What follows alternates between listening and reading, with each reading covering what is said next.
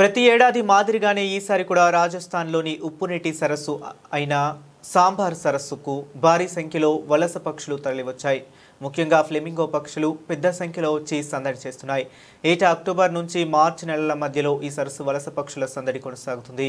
అయితే ఈసారి వర్షాలు బాగా కురవడంతో నీట వనరు పెరిగి మునుపటి కంటే అధిక సంఖ్యలో వలస పక్షులు వచ్చి సందడి చేస్తున్నాయి. ముఖ్యంగా ఫ్లెమింగో పక్షులు ఈ సరస్సులో కనువిందు చేస్తున్నాయి. మిగతా వలస పక్షులతో పోల్చితే ఫ్లెమింగో పక్షులే భారీ సంఖ్యలో ఇక్కడికి వచ్చాయి. ఈసారి సరస్సుకు 2 నుంచి 2.5 లక్షల ఫ్లెమింగో పక్షులు వచ్చాయని పక్షి ప్రేమికుడు గౌరవ్ దాదిచ్ చెప్పారు.